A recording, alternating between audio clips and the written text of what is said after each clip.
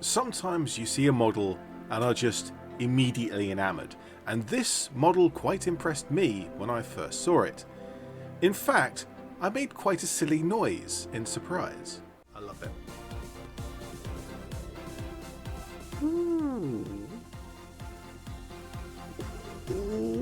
Okay, so this is one of the character models for the salamanders. That's a little lizard dude riding on a four-winged rock fire magma bird thing.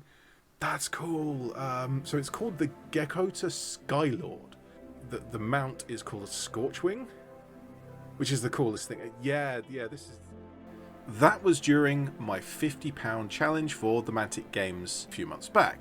And whilst that series of videos that I've been doing is supposed to stop me from buying stuff, it is actually having the side effect of making me want more cool models, and this was one of them. I could barely stop myself from ripping it out of the packaging to have a closer look, to see if the real thing was anywhere near as cool as the images on the website. From a technical point of view first, these are resin cast pieces, which can be the most inconsistent modelling material in the hobby, but Mantic Games are generally quite good at this with fairly strict QC. In my case, the Scorchwing, the flaming four-winged creature that is so very much why I wanted this model, is just about perfect. Once I'd cut away the moulding weights, the sprue and mould lines, the pieces went together really quite easily. Each of the four wings is a separate piece, and the tail is as well, to ensure that each piece sits in the mould at the right angle so that the details fill up with the resin. I did of course wash all the parts with soapy water, rinsed and dried them thoroughly before using superglue to join them together. The rider, however, the Skylord themselves, did have a couple of minor bubbles at various points. The tip of the spearhead and some of the feathers around their neck. For me, I wasn't actually too concerned about this because I can reshape those pretty easily, and it's not something I have to send it back to get a replacement for. So after having put it together, the Scorchwing looks absolutely phenomenal. The sculpting on this, I'm pretty sure it's a digital sculpt, but the sculpting on this is absolutely fantastic. The seam line from the upper wings, attaching those together, nearly completely gone just with the super glue squeeze out, just to show how tiny those gaps are, how well that fits together. I prefer the way that they've done the tail because there's actually flames that cover the join, so if it's not perfect, the imperfections are not visible. I guess there's less possibility to do that on the wings, although it would have been nice to have that following the cracks of the rock texture. Oh, it looks so good. It looks so good. The rock texture, the flames coming out the back, the kind of almost regal looking beak, and an intense expression on its face. So cool. And I've got the Skylord as well. There is one slight disappointing part of the Skylord, and that is the spear being a little bendy. There are ways I can deal with that, and I could heat it up and straighten it out, cool it back down to get that to line up. But I think what I might do is cut it away, drill through the hand, and use one of the North Star pin spears. There is, unfortunately, one tiny little air bubble in the tip of the sword as well. That's not hard to fix though. I really want to see what the model looks like fully assembled, so I'm going to, for the first time, put that. Oh, that looks so good. That fits so well. Yeah. Yeah. Look at it.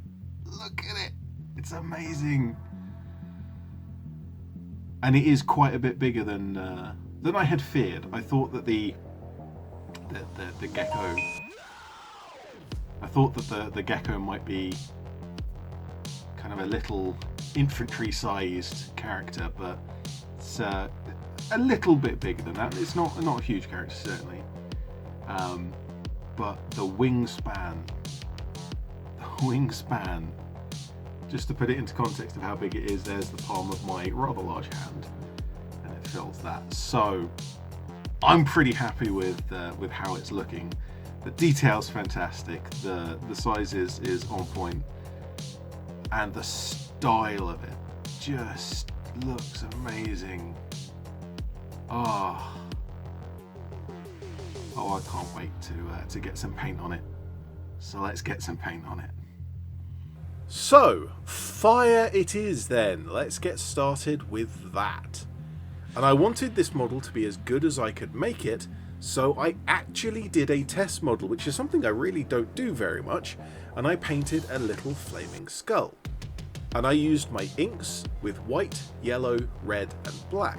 And you can see that the red has overpowered all of the other colours, so I knew that when I was coming in for my Scorchwing, I had to be much stronger with all the other colours and a little more gentle with the red so that it balances out, and we'll see if I manage that. And the reason why I used the inks was to make sure that the fire looks vibrant and is the most saturated part of the model.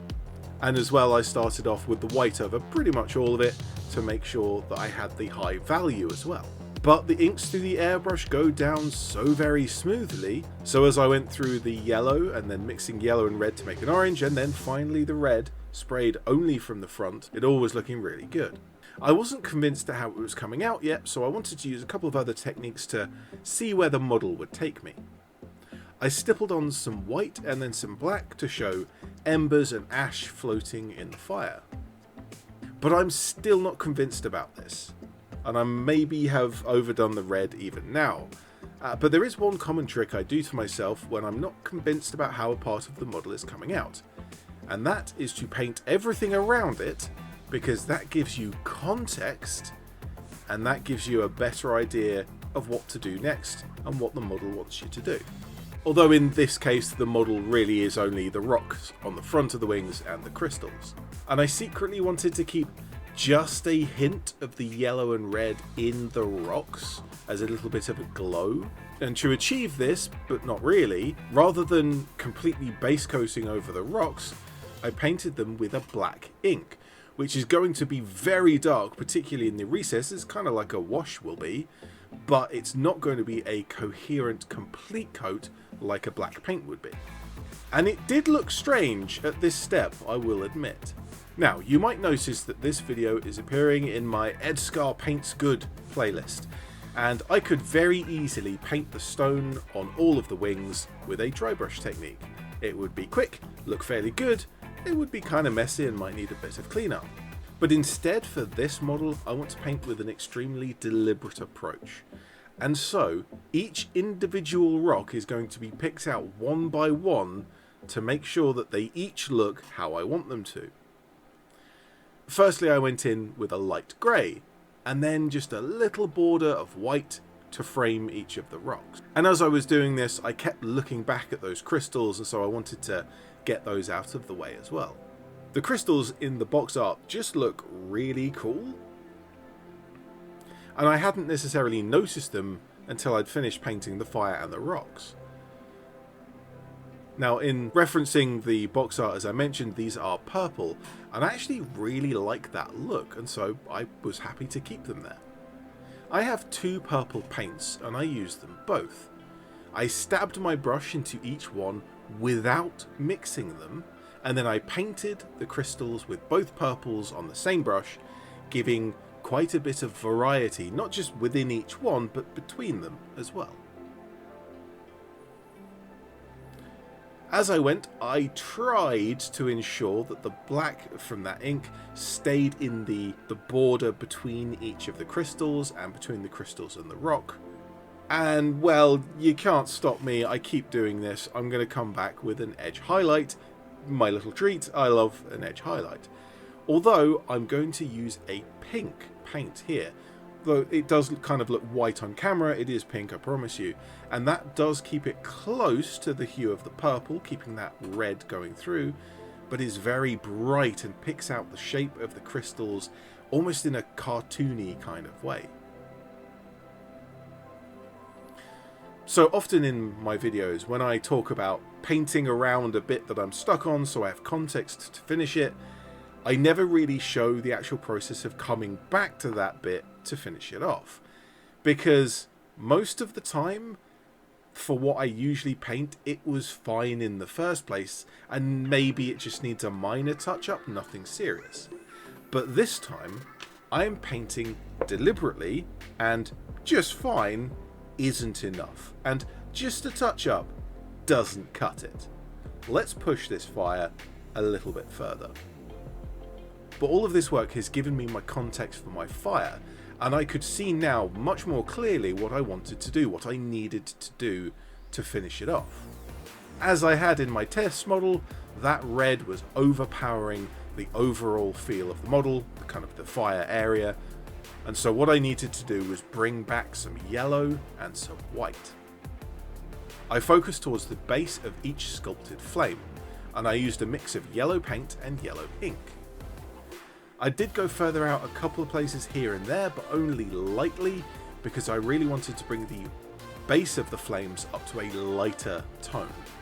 The middle and the flame tips could keep a lot of that red, nice rich red in that area of the flame, would look good, but at the base I wanted it much lighter. Realising that I had covered up a lot of my embers and ash, I redid those, but again with a more deliberate stipple technique. And to trick the values in the model as a whole, the white embers that I put on were placed at the base where it's already lightest, and the black ashy spots went further down on the flame tips. I am really happy with how this is coming along. It looks fantastic. Like, I've never had this kind of visceral reaction to a model before. This type of feeling of the movement of the model, especially when I look dead straight on, I can feel that it's flying. I can feel how it's flying, soaring down, like roaring down between a mountain pass, and all of the subtle movements that it's making in its wings to keep itself on course, and the fire just ripping off of the back of the wings. I can feel that when I look at this model, and I've never felt that before. It's a kind of a strange feeling. I love this thing. It's so good, and I'm loving how it's coming out. The purple crystals really do offset the fire quite well, and even though the fire has a lot more red, it's a lot darker than I wanted it to be, it still works well because the inks make it much more vibrant. I should quickly mention the base, even though it's not all so interesting. The included lump of rock is supposed to be glued to a square base, but I really don't like square bases. I think that round just generally looks nicer, but actually I've been using a lot of sprue goo bases, which are kind of round but are a little bit uneven and to me look more natural. I glued my rock mound on top of one of these, as well as some other rocks and baking powder to tie it all together. Primed grey, and then I painted some oddly bright colours all splashed over it, and almost looks like a paintballer has had some fun here. But when I dry brushed it with grey and then hit it with a black wash, it all just looks like grey rocks. And by the end you couldn't tell that all those bright colours had been put on underneath, but they are still there, making it look a lot more interesting than if it had been literally pure grey. I'm quite happy to leave it in this kind of dull and uninteresting, fairly dark look, because it allows the model to be the bright part, that's particularly the flames. Because there's so much red, they're a little darker than I was expecting, and so having a very dark base allows the fire to look brighter in comparison.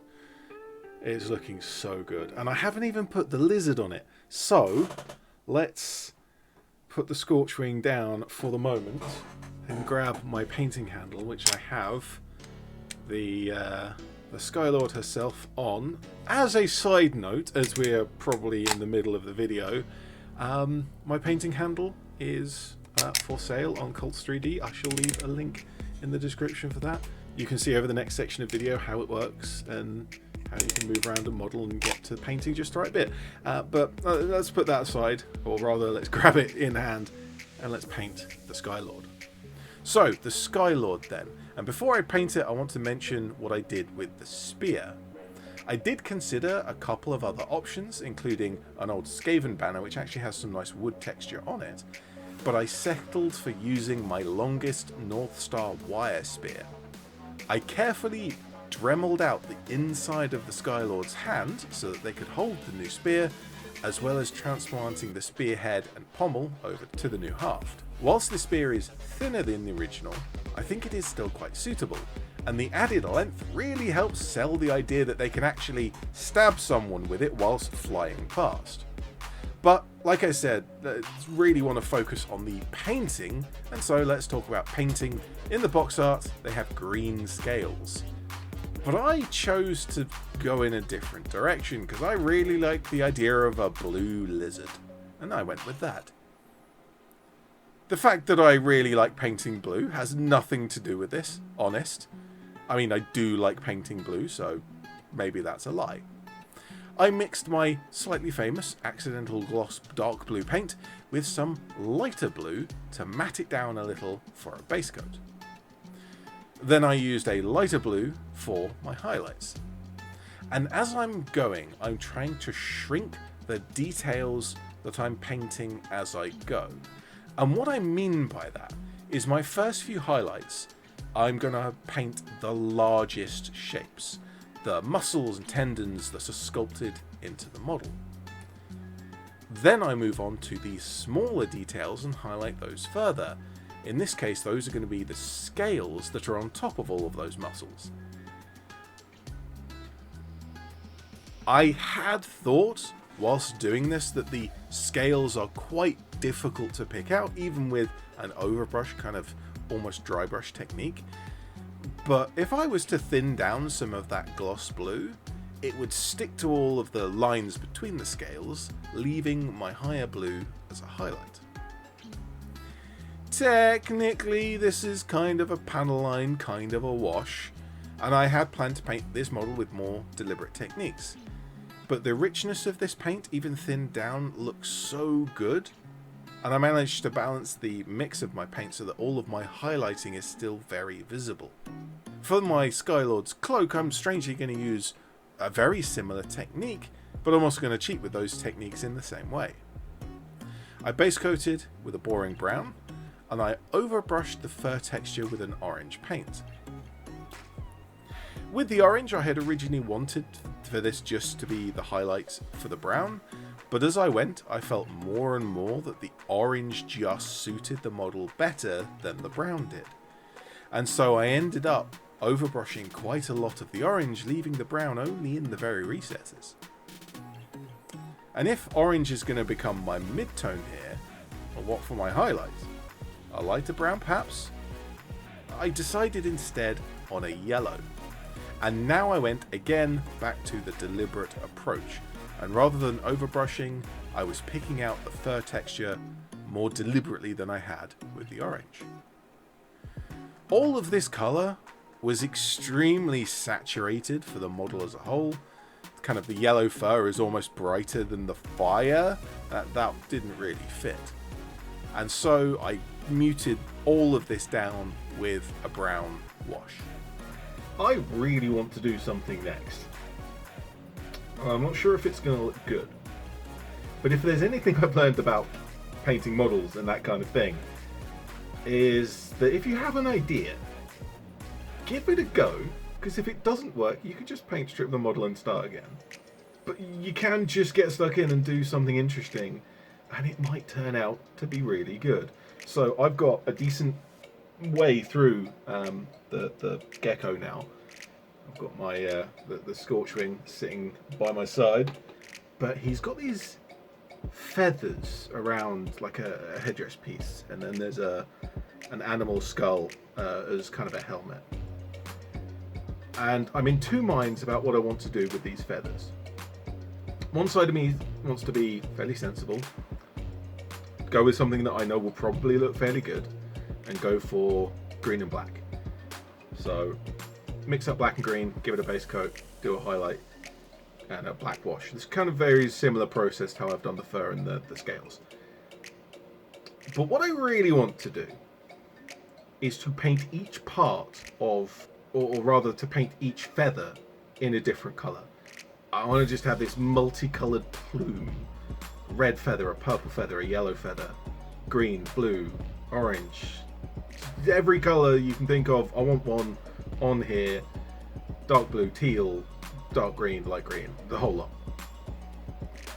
And I suspect that will look awful, it will look gaudy, it will look horrible, chintzy, just nasty. But I want to try it. And so, I'm going to give it a go. I'm going to base coat them first, because that's minimum effort. I'm going to see how it looks. And if I don't like it, black and green for everything. If I do like it, then I can put in the effort on each one to bring out those colours. And we'll see if that looks good. But we'll never know if we don't try it. So let's try it. Yeah, I like that. I like that a lot. I'm actually slightly sad because I was sort of looking forward to doing a full plume of green with black separation between the feathers. But I really like this look instead. I tapped a brown wash carefully over each of the feathers, and once that was dry, I came back with the appropriate colour to line in the details of each one. Honestly, this didn't take long or much effort at all, just a few little stripes to emphasise the sculpted shapes. And that's pretty much it. I've put in all of this effort, all of this time, all of these skills and all of this paint, but now the model is complete. Yeah, this looks pretty darn good. After all of the time and effort and paint that I put into this, and ink, I'm really happy with how this has turned out. A lot of this has taken cues from the box art. Rock is rock, fire is fire. It kind of tells you what colour it should be. But I did go a little bit different with the blue scales on the gecko.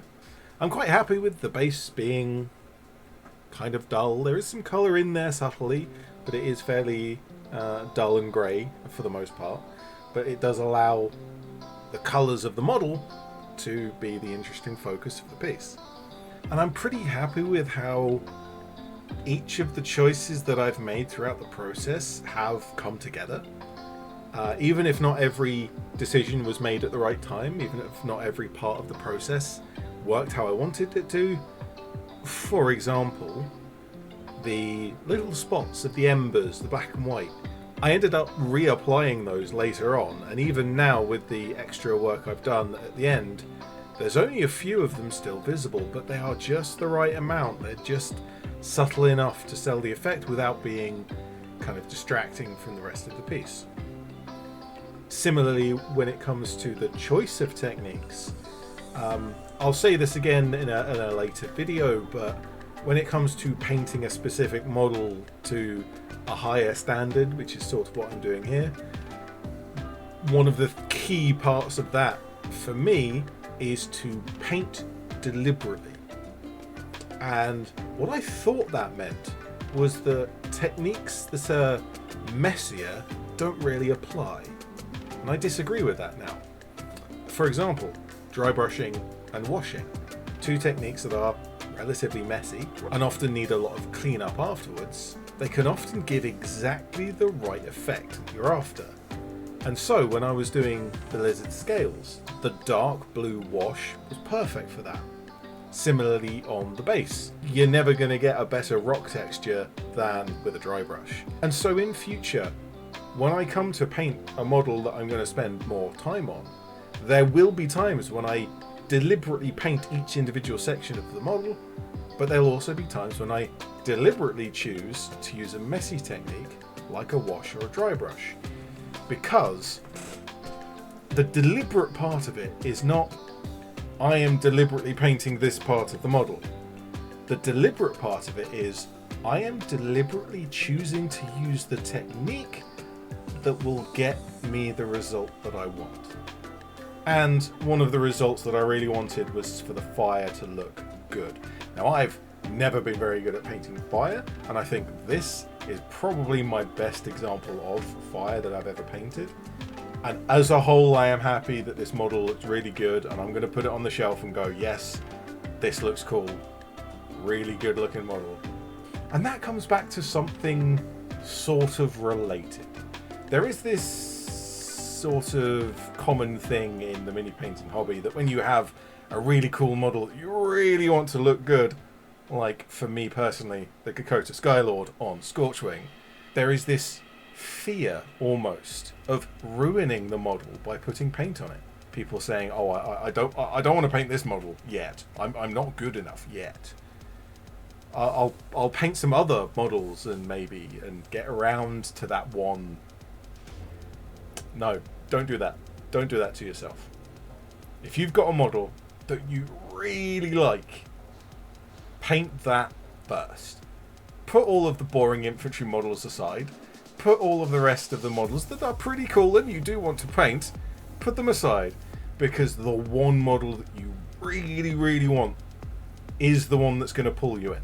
Apply the techniques that you know deliberately to the best of your skill, and you will probably end up with the best model that you've ever painted. And in a year's time, you'll be able to paint better, I'm sure. But that doesn't matter, because the model that you painted, the model that you wanted to paint, is on your shelf looking pretty good. And in the future, there'll be other models that'll look even better, but they'll never push that one out of the way. For me, the Ghekkotah Skylord is going on the shelf. It's going to look pretty darn good there. So let me know in the comment section below if you have any questions or statements of interest about this particular model or something else, or the series as a whole that I'm running with the trying to paint good, kind of looking at how I approach painting this sort of thing.